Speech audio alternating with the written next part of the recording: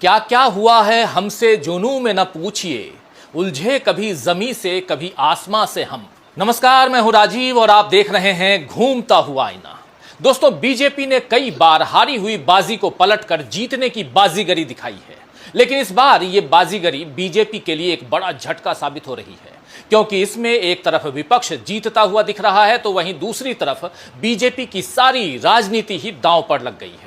जी हां, मैं बात कर रहा हूं जाति जनगणना करवाने के केंद्र सरकार के फैसले की। इस फैसले को बीजेपी के मुरीदों ने मोदी का एक और मास्टर स्ट्रोक बताया।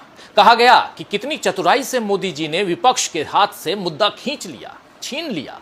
लेकिन अब विपक्ष ने इस फैसले को लागू करने के लिए जो सवाल उठाए हैं, उनके जवाब बीजेपी नहीं दे सकती है। यहां बीजेपी के सामने इधर कुआं और उधर खाई वाली नौबत आ गई है। अगर बीजेपी घोषणा करने के बाद भी जाति जनगणना नहीं करवाएगी या जाति जनगणना करवाने के बाद आंकड़े जारी नहीं करेगी, तो फिर बीजेपी की नीयत पर लोग सवाल करेंगे। और अगर बीजेपी ऐसा करती है तब इसे विपक्ष की बड़ी जीत माना जाएगा, क्योंकि राहुल गांधी और उनके साथ तमाम विपक्ष ने ही जाति जनगणना की मांग को लगातार उठाया है।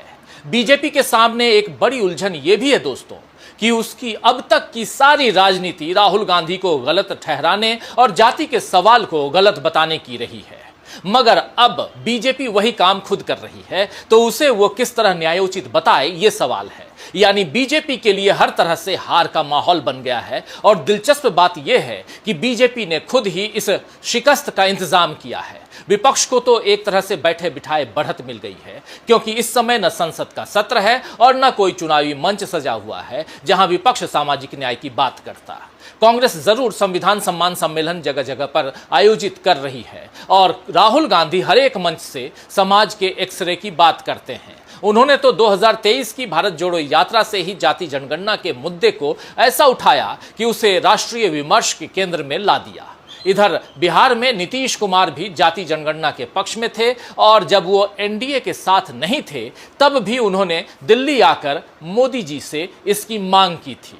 तेजस्वी यादव तो इस मामले में लालू जी के एजेंडे को आगे बढ़ा रहे हैं और यही काम अखिलेश यादव भी कर रहे हैं। यानी इस बार नरेंद्र मोदी ने कांग्रेस, आरजेडी, समाजवादी पार्टी, इन तमाम दलों की नीतियों को आगे बढ़ाने का काम किया है, जिसमें बीजेपी को नुकसान हो सकता है। क्योंकि लोग अब सवाल कर रहे हैं कि अब तक खुद मोदी जाति जनगणना की मांग को अर्बन नक्सल सोच बताते थे। योगी कहते थे कि ऐसी मांग करने वालों के डीएनए दुर्योधन और रावण के हैं। संघ जाति के सवाल पर यानी आरएसएस जाति के सवाल पर ब्रिटिश काल की यानी जो अंग्रेजों का समय था उस समय की साजिश बताता था। अब इन तमाम बयानों को क्या बीजेपी और आरएसएस खारिज करेंगे?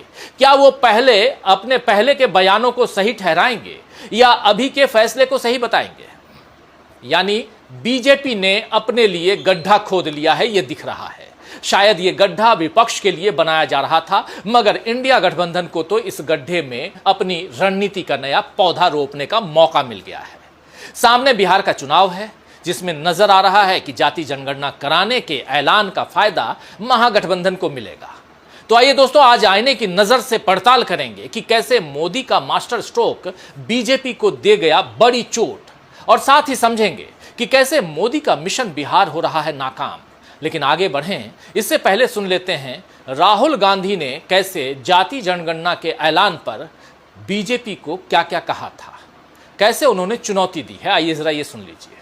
सिर्फ रिजर्वेशंस नहीं, मगर हम सेंट्रल सवाल पूछ रहे हैं कि चाहे ओबीसीज हों, दलित्स हों, आदिवासी हों, उनकी देश में कितनी भागीदारी है।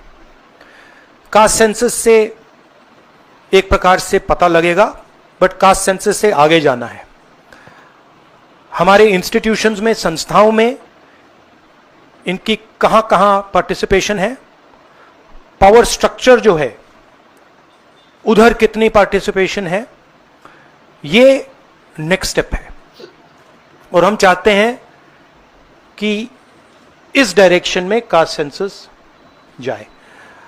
हमने एक और चीज कही थी, कांग्रेस पार्टी ने रेज की थी, मैनिफेस्टो में भी था, आर्टिकल 15(5).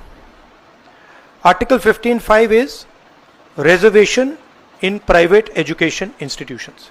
ये कानून है, ऑलरेडी कानून है, और हम चाहते हैं एकदम इस कानून को एनडीए की सरकार, बीजेपी की सरकार इंप्लीमेंट करना शुरू करे। सेंसस को डिले किया है और अपोज किया था, हम इसको वेलकम करते हैं, ये हमारा विजन है, इन्होंने अडॉप्ट किया, बहुत अच्छा, मगर हम चाहते हैं कि हमें डेट्स बताई जाएं, किस दिन तक ये सेंसस होगा, बजट में इसका पैसा आना चाहिए, अभी बजट में पैसा नहीं है, और फिर जो डेवलपमेंटल विजन है वो हमारे सामने प्रेजेंट होना चाहिए। राहुल गांधी ने साफ कर दिया है कि केवल जाति जनगणना करवाएंगे ऐसा कह देने से सरकार की जिम्मेदारी पूरी नहीं होगी, बल्कि अब उसे ये भी बताना होगा कि बजट में इसके लिए पैसा कब आएगा और किस तारीख तक जाति जनगणना करवाने का काम पूरा होगा, क्योंकि सामाजिक न्याय करने की असली शुरुआत तो उसके बाद ही होगी। जब तक सरकार देश के सामने आंकड़े नहीं रखेगी, तब तक हर जाति को उसकी संख्या के मुताबिक हिस्सेदारी और भागीदारी मिल रही है या नहीं, इसका पता भी नहीं चलेगा। राहुल गांधी के साथ साथ इंडिया गठबंधन के बाकी दल भी यही मांग उठा रहे हैं, और बीजेपी के लिए उलझन की बात यह है कि अब एनडीए के उसके साथी ऐसे बयान दे रहे हैं जो उसकी मुश्किलें और बढ़ा देंगे। जैसे लोजपा सांसद चिराग पासवान ने कहा कि जाति जनगणना जरूर कराई जानी चाहिए, लेकिन इसके आंकड़े सार्वजनिक नहीं किए जाने चाहिए। उन्होंने कहा कि इन आंकड़ों के सार्वजनिक होने के बाद समाज में विभाजन और नफरत की स्थिति पैदा हो सकती है। ये बात चिराग पासवान का निजी विचार हो सकती है, लेकिन इसमें दबाव बीजेपी का ही दिख रहा है। दूसरी तरफ अपना दल एस की अध्यक्ष और केंद्र सरकार में चिकित्सा एवं स्वास्थ्य राज्य मंत्री अनुप्रिया पटेल ने जाति जनगणना का श्रेय बीजेपी को नहीं दिया है। साथ ही अनुप्रिया पटेल ने कहा कि मोदी सरकार हमारी एक एक मांग को मान रही है, हमें पूरा भरोसा है कि आगे ओबीसी मंत्रालय का भी गठन किया जाएगा। हमारी लड़ाई तब तक अधूरी रहेगी जब तक ओबीसी मंत्रालय की स्थापना नहीं होगी। पार्टी की तरफ से इस मुद्दे को उठाया जाता रहेगा। तो साफ नजर आ रहा है कि मोदी सरकार के जाति जनगणना के फैसले के ऐलान के साथ ही देश में नई सियासी हलचल खड़ी हो गई है।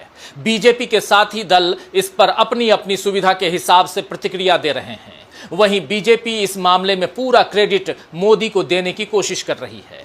बीजेपी के प्रवक्ता अब बयान दे रहे हैं कि कांग्रेस के शासनकाल में सारी जनगणना हुई है, तो जाति जनगणना क्यों नहीं हुई। यानी यहां बीजेपी मान रही है कि मोदी सरकार ने 11 सालों में जनगणना जैसे जरूरी मुद्दे पर कोई पहल नहीं की, और अब भी वो सवाल कांग्रेस से कर रही है, जो 2014 से सत्ता से बाहर है। आप जानते हैं इस मुद्दे को बीजेपी बिहार चुनाव में भुनाने की मंशा रखती है, लेकिन यहां भी तेजस्वी यादव ने पहले से बीजेपी को हराने की पिच तैयार कर ली है।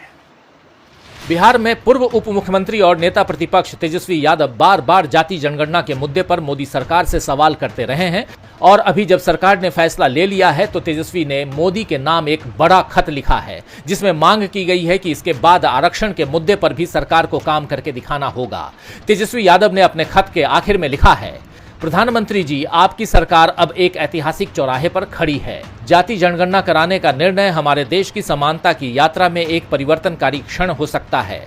सवाल ये है कि क्या डाटा का उपयोग प्रणालीगत सुधारों के लिए उत्प्रेरक के रूप में किया जाएगा, या ये कई पिछली आयोग रिपोर्टों की तरह धूल भरे अभिलेखागार तक ही सीमित रहेगा। बिहार के प्रतिनिधि के रूप में जहां जाति सर्वेक्षण ने जमीनी हकीकत के प्रति कई लोगों की आंखें खोली हैं, मैं आपको वास्तविक सामाजिक परिवर्तन के लिए जनगणना के निष्कर्षों का उपयोग करने में रचनात्मक सहयोग का आश्वासन देता हूं। इस जनगणना के लिए संघर्ष करने वाले लाखों लोग न केवल डाटा बल्कि सम्मान, न केवल गणना बल्कि सशक्तिकरण की प्रतीक्षा कर रहे हैं।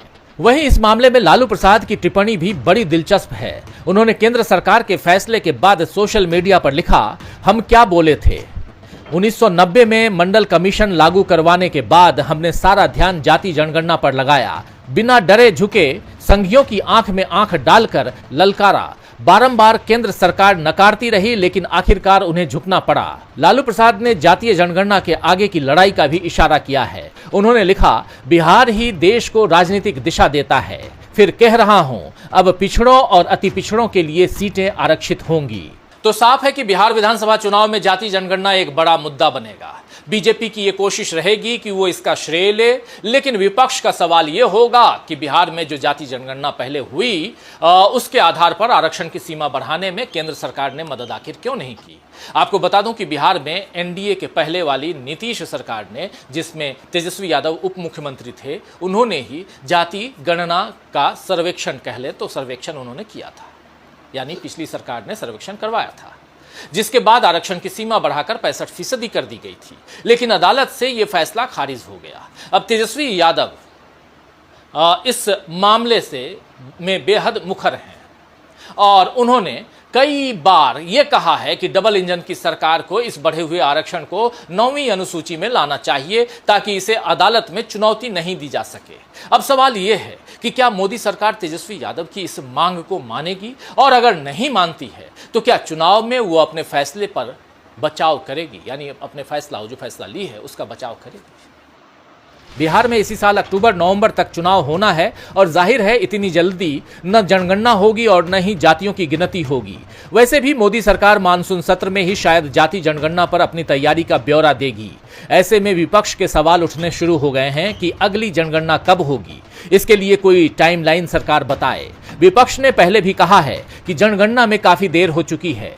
सोनिया गांधी ने इसी साल फरवरी में राज्यसभा में दिए अपने पहले भाषण में कहा था कि स्वतंत्र भारत के इतिहास में पहली बार दशकीय जनगणना में 4 साल से अधिक की देरी हुई है। मूल रूप से इसे 2021 के लिए निर्धारित किया गया था, लेकिन अभी भी ये स्पष्ट नहीं है कि जनगणना कब कराई जाएगी। इसी तरह अभी भाकपा माले के महासचिव दीपंकर भट्टाचार्य ने कहा कि यह फैसला लेने में मोदी सरकार ने बहुत देर कर दी, क्योंकि आम जनगणना में पहले ही 4 साल की देर हो चुकी है। 2024 के संसदीय चुनाव में जाति जनगणना इंडिया गठबंधन की एक प्रमुख मांग रही थी।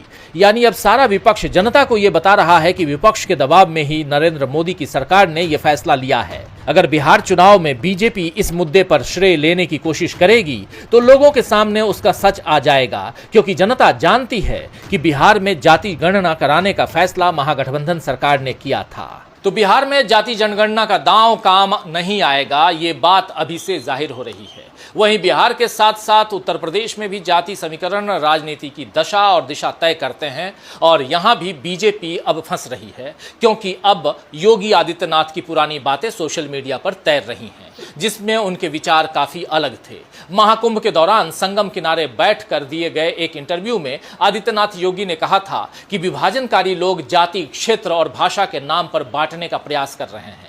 भारत, विशेष रूप से सनातन धर्म के अनुयायियों को इससे सावधान रहना चाहिए। इसी इंटरव्यू में आदित्यनाथ योगी ने यह भी कहा था कि राजनीतिक हित के लिए जाति, क्षेत्र या भाषा के नाम पर समाज को बांटना देशद्रोह से कम नहीं है। इसी तरह एक रैली में उन्होंने कहा था कि जातीय जनगणना एक षड्यंत्र है हिंदुओं को लूटने का, ताकि मुसलमानों को फायदा पहुंचाया जा सके। उन्होंने यहां तक कह दिया था कि जो लोग हिंदुओं को जाति के आधार पर बांटना चाहते हैं उसमें रावण और दुर्योधन का डीएनए है। वहीं आदित्यनाथ योगी अब मोदी सरकार के फैसले को 140 करोड़ लोगों के हित में बता रहे हैं। इस पर अखिलेश यादव ने ट्वीट कर तंज कसा है। अखिलेश यादव ने ट्वीट में क्या कुछ लिखा है वो आपको दिखा रहा हूं। ट्वीट में वो लिख रहे हैं, माननीय अब भी अपने कथन पर कायम हैं या बदलना चाहेंगे? नदी किनारे की चेतावनी, ध्यान रखें रेत दरक रही है। तो राहुल गांधी से लेकर तेजस्वी और अखिलेश तक सारे विपक्ष के नेता अब मोदी सरकार को याद दिला रहे हैं कि उनके आगे बीजेपी को झुकना पड़ रहा है, और इसके साथ ही मोदी लहर अब न केवल पछाड़ खाकर लौट रही है बल्कि साथ में उस रेत को भी दरका रही है जिस पर बीजेपी का साम्राज्य खड़ा हुआ था। खैर, शायर असरारुल हक मजाज ने ठीक ही फरमाया है कि दफन कर सकता हूं सीने में तुम्हारे राज को, दफन कर सकता हूं सीने में तुम्हारे राज को, और तुम चाहो तो अफसाना बना सकता हूं मैं। तो आज के लिए बस इतना ही, फिर मिलेंगे खबरों के नए आईने के साथ। तब तक देखते रहिए डीबी लाइव। नमस्कार।